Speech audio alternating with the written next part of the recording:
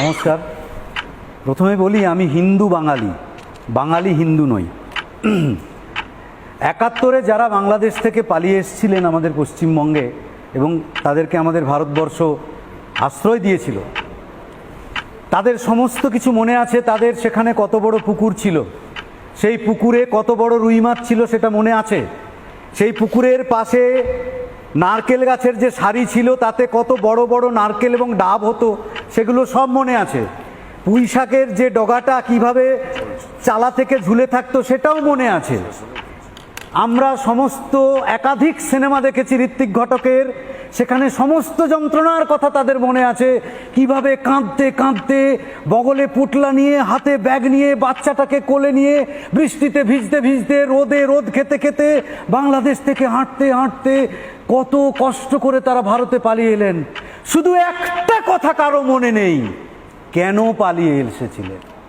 কাউকে প্রশ্ন করে আপনি এই উত্তর পাবেন না যে আপনি বাংলাদেশে আপনার জমি ছেড়ে, পুকুর ছেড়ে, মাছ ছেড়ে, পুঁই শাকের ডগা ছেড়ে, ধান জমি ছেড়ে কেন পালিয়ে এসেছিলেন। সেই প্রশ্নের উত্তর আজও পাওয়া যায়নি।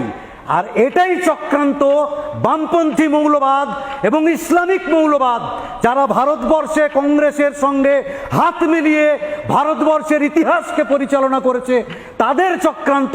তারা এই কথাটা ভুলিয়ে দিয়েছে যে কেন পালিয়ে এসেছিলেন। হ্যাঁ, তারা পালিয়ে এসেছিলেন, শুধু তারা হিন্দু ছিলেন, শুধু তারা হিন্দু ছিলেন, এটাই ছিল কারণ। আর কোনো কারণ ছিল না যে শুধুই তারা হিন্দু ছিলেন।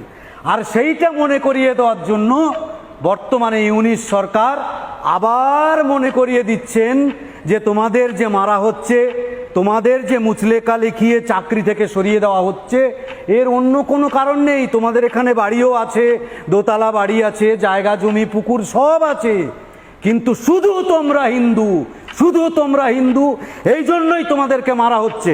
এইবারে বলি, বাংলাদেশের সংখ্যালঘু আর ভারতবর্ষের সংখ্যালঘু মধ্যে কি পার্থক্য।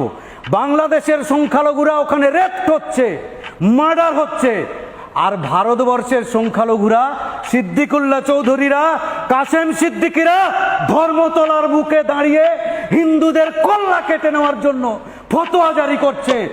ভারতবর্ষের সংখ্যালঘুরা বন্দে ভারত এক্সপ্রেসে পাথর ছুঁড়ছে, ভাঙচুর করছে। ভারতবর্ষের সংখ্যালঘুরা, আরো বেশি করে বলবো পশ্চিমবঙ্গের সংখ্যালঘুরা, ধুলাগড়ে অবরোধ করে দিচ্ছে, ট্রেন জ্বালিয়ে দিচ্ছে, বাস জ্বালিয়ে দিচ্ছে। এটা হচ্ছে ভারতবর্ষের সংখ্যালঘু। তাই এখানে বামপন্থী মৌলবাদী, আবার আমি বলছি বামপন্থী মৌলবাদী এবং ইসলামিক মৌলবাদী, তারা রাজনৈতিকভাবে কংগ্রেসের সঙ্গে হাত মিলিয়ে এই ইতিহাসকে পাল্টে দেওয়ার যে চক্রান্ত করেছে, তার বিরুদ্ধে মানুষকে সচেতন হতে হবে। ন্যাকামি করে লাভ নেই। গোটা পৃথিবীকে ইসলামিক মৌলবাদের বিরুদ্ধে, বামপন্থী মৌলবাদের বিরুদ্ধে এক হতে হবে। সেটা হিন্দু বলে হিন্দু নয়, সমস্ত সভ্য মানুষকে এক হতে হবে।